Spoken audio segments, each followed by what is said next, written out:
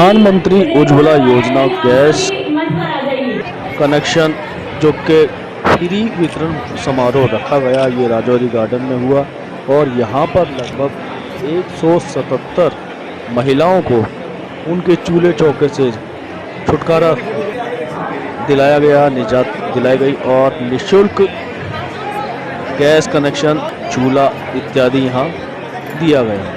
उनका मानना था कि जिस तरीके से महिला सशक्तिकरण के और प्रधानमंत्री जी अपना अग्रसर कार्य कर रहे हैं, लगातार कार्यों की भरमार हो रही है, उसी के तहत यहाँ पर ये फ्री कनेक्शन, गैस कनेक्शन 170 महिलाओं को मुहैया कराया गया ताकि वो रोजमर्रा के कामकाज से। क्या नाम है और इस कार्यक्रम को आपने ऑर्गेनाइज किया है, उसका मेन उद्देश्य क्या है और क्या कार्यक्रम के माध्यम से आप जनता को संदेश दे रहे हैं? मेरा नाम राकेश चंडोक है, मैं पश्चिमी जिला भाजपा में उपाध्यक्ष हूँ और ये जो प्रधानमंत्री उज्ज्वला योजना है उसमें प्रांत का सह संयोजक हूँ। मैं आपको बताना चाहता हूँ कि हमारे माननीय प्रधानमंत्री नरेंद्र मोदी जी ने जो देश की जनता के साथ वादे किए थे, जो योजनाएं लेकर आए थे, उन सभी को उन्होंने साकार किया और लगभग 9 करोड़ कनेक्शन जो है 3 माह पूर्व ही जनता को वितरित किए, जिससे कि हर वंचित व्यक्ति को इसका लाभ मिल सके। क्या लगता है कि किस तरीके से विपक्ष आजकल वार में वार कर रहा है, चाहे वो महंगाई की बात हो, चाहे उज्ज्वला योजना की हो, वो कहते हैं कि सिलेंडर तो दे दिए जाते हैं मगर उनके पास भरवाने के लिए पैसे नहीं होते, तो क्या करेंगे उसका? मैं तो सिर्फ उज्ज्वला योजना की बात ही आपसे करना चाहूँगा। मैं आपको बताना चाहता हूँ कि उज्ज्वला योजना जब प्रारंभ हुई थी तो इसमें 5 करोड़ कनेक्शन देने का प्रावधान था, पर हमारे माननीय प्रधानमंत्री जी ने जब देखा कि और लोगों को भी इसकी ज़रूरत है, उन्होंने उसको 5 करोड़ को बढ़ाकर 8 करोड़ किया और आज पिछले साल में उसको 1 करोड़ और बढ़ाया, जिससे कि 9 करोड़ परिवारों तक ये गैस सिलेंडर और कनेक्शन पहुंचे। अभी जैसे हम पश्चिमी दिल्ली में मौजूद हैं, लगभग यहाँ पर कितने लोगों को कनेक्शन दिया जा चुका है? पश्चिमी लोकसभा में लगभग 37,000 परिवारों में हमारे गैस सिलेंडर पहुँच चुके हैं। इससे पूर्व में हरिनगर विधानसभा का काम देख रहा था तो लगभग 3500 कनेक्शन हमने हरिनगर विधानसभा में भी वितरित किए थे और लाभार्थियों को इसका लाभ पहुंचा था। सर, महंगाई और बेरोजगारी से लोग परेशान हैं, ऐसे में गैस का दाम बढ़ रहा है, क्या लगता है? देखिए, आज से 10 साल पूर्व भी अगर आप जाएंगे और गैस सिलेंडर के रेट मालूम करेंगे तो इससे कम नहीं थे, इससे ज़्यादा ही थे। आज अगर 1000 रुपये गैस का सिलेंडर है तो वो कहीं आप उसको ज़्यादा आंकते हैं या कम आंकते हैं, ये आपके ऊपर निर्भर करता है। आपका क्या मानना है, जिस तरीके से भी सर ने कहा कि सिलेंडर का दाम बढ़ना जो है वो एक वैश्विक महामारी है, क्या कहेंगे आप? देखिए पत्रकार बंधु, इसमें मेरा ये कहना है, अब से पहले भी जब मनमोहन सिंह जी प्रधानमंत्री थे उस समय भी गैस सिलेंडरों की कीमत 1400 रुपये के करीब थी। पहले हिंदुस्तान के अंदर 30% गैस का आयात होता था, वर्तमान में 60 से 70% के बीच में आयात हो रहा है और जो चीज़ इंपोर्ट होगी तो नेचुरल है उसकी कीमत ज़्यादा होगी। आज विश्वव्यापी महंगाई बढ़ रही है, खाली हिंदुस्तान में नहीं बढ़ रही है। ये तो आप नरेंद्र मोदी जी का हमारे पर कृपा समझिए कि उन्होंने काफ़ी हद तक उसे कंट्रोल किया हुआ है। अगर नरेंद्र मोदी जी जैसा प्रधानमंत्री ना होता तो हो सकता है परिस्थितियाँ और ज़्यादा खराब हो जाती। आज की स्थिति में आज कितने लोगों को यहाँ लाभान्वित किया गया है? आज की यहाँ पे पश्चिमी दिल्ली के द्वारा 100 महिलाओं को, 100 बहनों को गैस सिलेंडर वितरित किए जा रहे हैं।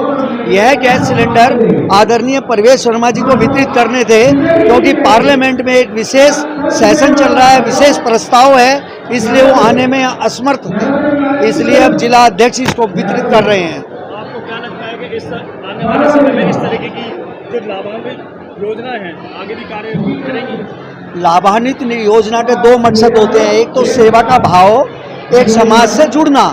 तो भारतीय जनता पार्टी के जो संस्कार हैं वो समाज सेवा के हैं, जनता से जुड़ने के हैं। इससे दोनों पर्पज हमारे हल होते हैं, समाज सेवा भी हो रही है और लोगों से जुड़ने का माध्यम भी है। प्रधानमंत्री नरेंद्र मोदी जी हो चाहे भाजपा हो, कोई भी योजना की घोषणा करते हैं तो लोग सड़कों पर उतर जाते हैं, विरोध करने लगते हैं, विपक्ष भी इसका बहुत पुरजोर विरोध करती है, उस पर आपका क्या कहना है? देखिए भैया जी, विरोध के लिए जुबान थोड़ी सी ऊपर चलती है, थोड़ी सी नीचे चलती है।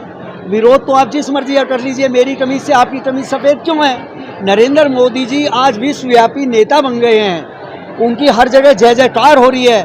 विपक्ष नहीं चाहता कि उनकी जय जयकार इतनी ज़्यादा हो। यदि उनकी इतनी जय जयकार इतनी ज़्यादा होगी तो आने वाले समय में वो चुनाव फिर हार जाएंगे उनको तो चुनाव जीतने की योजना बनानी है, उन्हें देश से, देश की तरक्की से, उन्नति से, देश के मान से, सम्मान से कुछ नहीं लेना देना।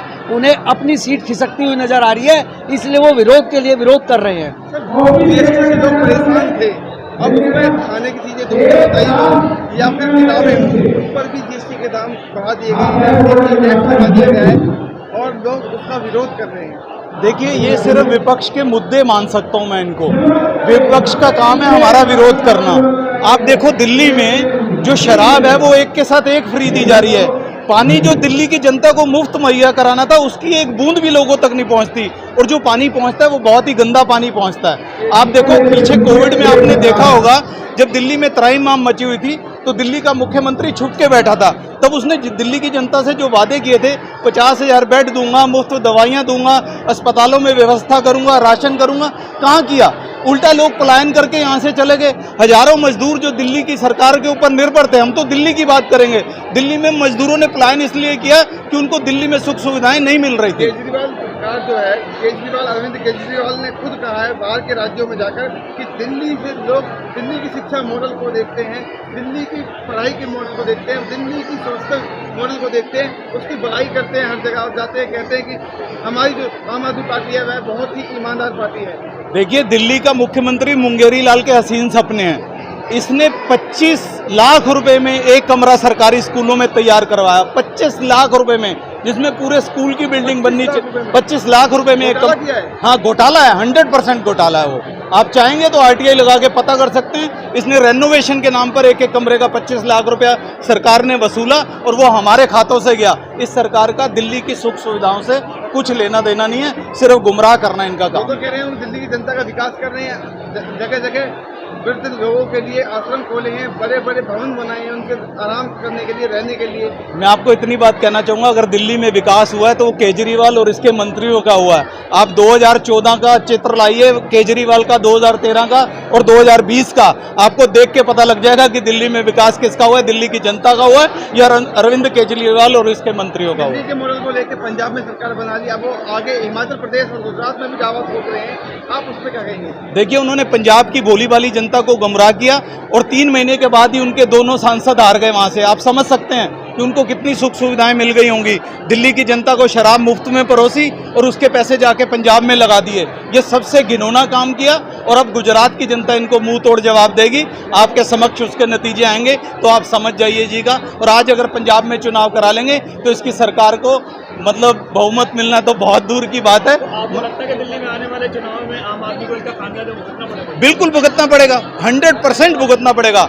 इन्होंने दिल्ली की जनता को जो धोखा दिया उसका खामियाजा इनको जरूर भुगतना पड़ेगा। तो क्या लगता है आपको, एक तरफ आप लोग जो गैस के उज्ज्वला योजना के माध्यम से गैस प्रोवाइड करा रहे हैं, चूल्हे प्रोवाइड करा रहे हैं, दूसरी तरफ गैस के दाम बढ़ रहे हैं। गैस के दाम बढ़ने का मैंने आपको कारण बताया कि 70% गैस हम आयात कर रहे हैं और जिन देशों से आ रही है वहाँ गहरा युद्ध चल रहा है, रशिया का, यूक्रेन का युद्ध चल रहा है। गैस जब बाहर से हम आयात करेंगे तो नेचुरल है उसकी कीमत ज़्यादा होगी, उसी का परिणाम है, क्योंकि हमारे यहाँ इतनी उत्पाद तो होती नहीं है, तो बाहर से आती है, नेचुरल कीमत बढ़ेगी। तो ये स्वाभाविक प्रक्रिया है और कुछ नहीं है। पूरे विश्व को देखिए ना, फिर आप हिंदुस्तान को उससे बराबर आकलन कीजिएगा, तब पता चलेगा असलियत क्या है। आपके नजरिए से क्या है कि देश की अर्थव्यवस्था को बढ़ना चाहिए कि नहीं? नहीं, देश की अर्थव्यवस्था को तो बढ़ना चाहिए, देश को तरक्की करनी चाहिए, उन्नति करनी चाहिए। अभी आप जैसे क्वेश्चन कर रहे थे, अभी आपने क्वेश्चन किया कि भाई ये केजरीवाल दूसरे राज्यों में जा रहा है और इलेक्शन की तैयारी कर रहा है। आपने कभी बारीकी से अध्ययन किया है? कभी ये कहता है मैं यहाँ पे सड़कें बनवाऊँगा, कॉलेज बनवाऊँगा, विद्यालय बनवाऊँगा। हर स्टेट में एक ही भाषण देता है जो टिपिकल भाषण है, मैं 300 यूनिट बिजली फ्री कर दूंगा, मैं ये फ्री कर दूंगा, मैं ये फ्री कर दूंगा। ये स्लो पॉइजनिंग है, ये तो स्लो पॉइजनिंग है कि तुम हर चीज़ फ्री करना चाहते हो तो हमारा भी अपना श्रीलंका जैसा हाल हो जाएगा।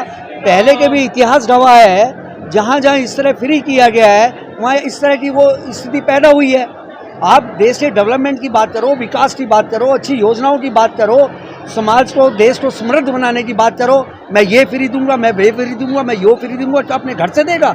जनता का पैसा फ्री बांटने के लिए थोड़ी होता है, जनता का टैक्स फ्री बांटने के लिए थोड़ी होता है। अब शराब के बारे में जैसे इन्होंने बताया तो बुजुर्ग कहा करते थे जैसा खाएगा अन्न वैसा बनेगा मन। आप शराब के पैसे से, शराब की कमाई से अपने बच्चों की परवरिश करना चाहते हैं, फिर कहाँ आपके संस्कार गए, कहाँ आपके विचार गए?